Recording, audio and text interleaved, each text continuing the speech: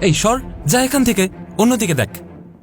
বাচ্চাটা তারপরও আবারও এগিয়ে এসে বলল, ভাইজান আমার অনেক ক্ষুধা লাগছে। বাচ্চাটা ক্ষুধার জ্বালায় আবারও বেহায়ের মতো এসে আমার হাত ধরে টানাটানি শুরু করেছে। মেজাজ এমনিতেই অনেক খারাপ। অফিস থেকে বসের ঝাড়ি খেয়ে রাগ করে এসে রাস্তার পাশে বসে আছি, এখানেও দেখছি শান্তি নেই। তাই বাচ্চাটাকে একটা ঝাড়ি দিয়ে দূরে সরিয়ে দিলাম। বাচ্চাটা আমার কাছ থেকে অনেকখানি দূরে গিয়ে চুপ করেই বসে রইল। আমারও তাকে নিয়ে কোনো মাথা ব্যথা নেই, নিজের কথাই ভাবছি বসে বসে। এই সময় চাকরিটা গেলে আমার ফ্যামিলিটা নিয়ে একদম না খেয়ে থাকতে হবে। কি যে ভাগ্যে আছে তা কেবল আল্লাহ তাআলাই ভালো জানেন। অফিসের কাজের এত বড় ভুলটা আমি করিও নি, কিন্তু আমার উপরই ব্যাপারটা চাপানো হচ্ছে। এসব ভেবে ভেবেই আমার মাথাটা প্রচণ্ড ঘুরে উঠছে। হঠাৎই খেয়াল করলাম এক ভদ্রলোক বিরিয়ানির প্যাকেট হাতে নিয়ে রিকশায় উঠছিলেন। হঠাৎই প্যাকেট ছিঁড়ে সব বিরিয়ানি রাস্তায় পড়ে গেল।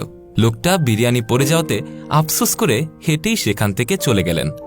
আমি দেখতে পেলাম বাচ্চাটা সেদিকে দৌড়ে গেল আর রাস্তা থেকে কুড়িয়ে কুড়িয়ে সেই খাবার তুলে খেতে লাগলো। এদিকে বাসা থেকে কল দিয়ে তামান্না বলছে, এই শোনো, বাচ্চাটা খাবারই খাচ্ছে না, তুমি বাসায় আসার সময় যেন চিপস আর জুস নিয়ে আসো। আমি কি বলবো, আহম্মকের মতো ছেলেটার দিকে তাকিয়ে আছি। আমাদের বাচ্চারা দামি খাবার সামনে পেয়েও খেতে চায় না, আর এই রাস্তার শিশু পচা বাসি সব খাবার খাচ্ছে। আমি অবাক হলাম এই ভেবে যে আল্লাহ চাইলে কি না পারেন।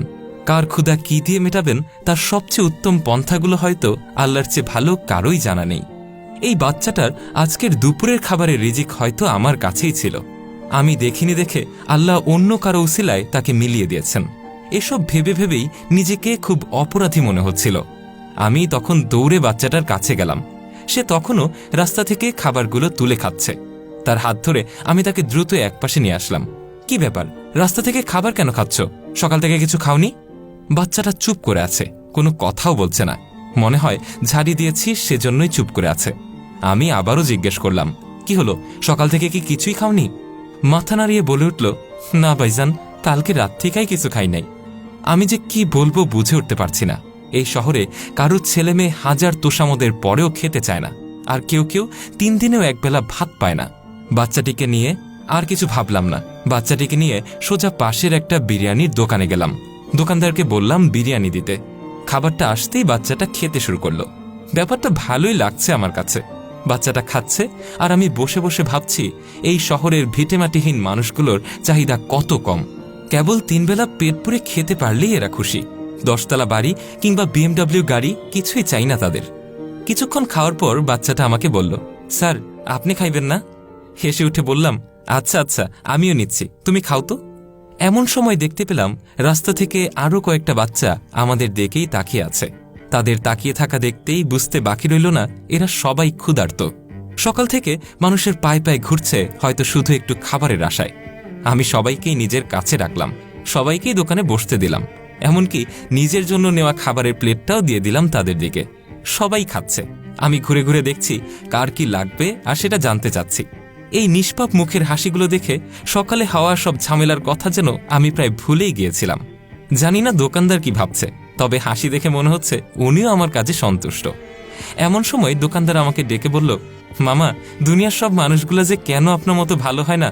আমি তখন হেসে উঠে আবারও বাচ্চাদেরকে জিজ্ঞেস করছি আর কিছু লাগবে কিনা। এদিকে ভাগ্যক্রমে নাইমের বস সেদিন দুপুরে বাসায় লাঞ্চ করার জন্য যাচ্ছিলেন। সেই পথেই তখন সেই রাস্তা দিয়ে যাচ্ছিলেন তিনি। হঠাৎ করেই গাড়ি থামিয়ে দেখতে আসলেন যে নাইম কি করছে। লোকটা যখন দোকানে গিয়ে দেখল নাইম বাচ্চাদেরকে খাওয়াচ্ছে, তখন নাইমের বস ব্যাপারটা দেখে খুবই অবাক হয়ে গেল। যেই লোক রাস্তার ছেলেমেয়েদের সাথে এত আনন্দ নিয়ে খাবার খেতে পারে, তার আর যাই হোক অন্তত টাকা পয়সার লোভ থাকতে পারে না। হঠাৎই নাইমের ফোনে একটা কল আসলো। ফোনটা হাতে নিতেই নাইম দেখল তার অফিসের বস কল করেছে। কলটা রিসিভ করতেই উপাস থেকে বলে উঠল, নাইম সাহেব, আমরা সরি। তখন না বুঝে আপনাকে ওভাবে কথাগুলো বলা ঠিক হয়নি। আসলে ওই প্রজেক্টের টাকা নিয়ে যে অপবাদ আপনার ঘাড়ে উঠেছিল সেটা মিথ্যে।